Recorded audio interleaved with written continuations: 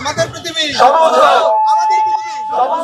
যতদিন এই গাছ বেঁচে থাকবে, যতদিন এই গাছের অক্সিজেন মানুষ গ্রহণ করবে, ওই শহীদদের সদকা জারিয়া হিসাবে এই গাছ টিকে থাকবে। দ্বিতীয় পর্যায়ে আমাদের বৃক্ষরোপণ কর্মসূচি আছে।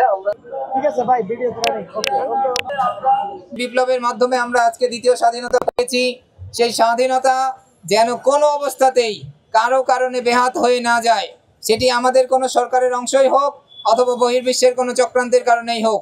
আমরা চাই যে এক্সপেকটেশন, যে জনগণের প্রত্যাশার ভিত্তিতে জুলাইয়ের আন্দোলন হয়েছে, যে একটি বৈষম্যহীন, একটি সুন্দর মর্যাদাশীল রাষ্ট্র হিসেবে আমরা গড়ে উঠতে চাই, মানবাধিকার নিশ্চিত করতে চাই, মানুষের সম অধিকার নিশ্চিত করতে চাই।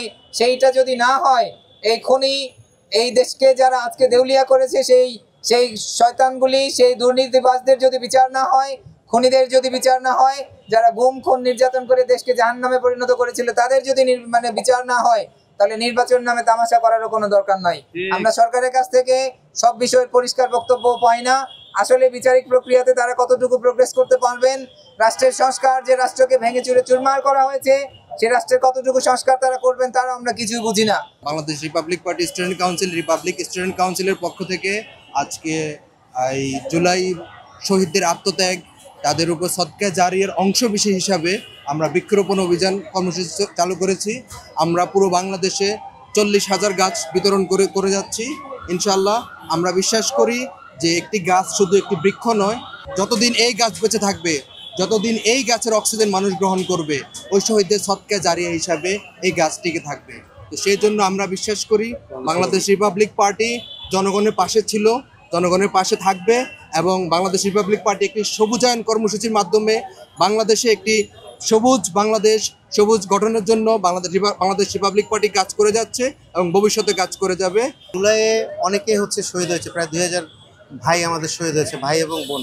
আমরা এখন পর্যন্ত আমাদের এই শহীদদের উপর দিয়ে যে সরকার, ইন্টারিয়াম গভর্নমেন্ট আসছে, তাদের কাছে অনেক এক্সপেকটেশন ছিল, সেটা শহীদ ফ্যামিলিদের ছিল এবং শহীদদের জন্য তারা কিছু করবে সেটা ছিল।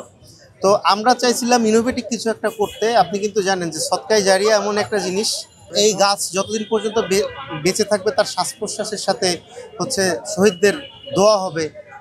এর থেকে যদি কেউ ফল খায়, যদি কোনো পশু পাখিও খায়, সেটার দোয়া কিন্তু যেহেতু শহীদদের প্রতি এটা সদকায়ে জারিয়া, তাদের আমল নামায় চলে যাবে। তো এটা একটা ইনোভেটিভ জিনিস। মানুষ যখন মারা যায় তখন কিন্তু তার থেকে দুর্বল এবং অসহায় কেউ থাকে না।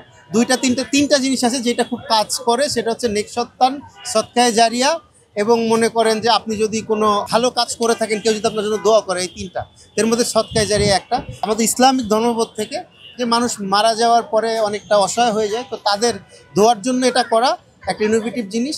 আর বাংলাদেশের সবুজায়ন সাথে সাথে যে সবুজায়ন যে প্রোগ্রাম, যেহেতু আমরা সারা বাংলাদেশব্যাপী রিপাবলিক পার্টির পক্ষ থেকে 40,000 গাছ রোপণ করছি, একটা সবুজায়ন হয়ে যাচ্ছে আর কি।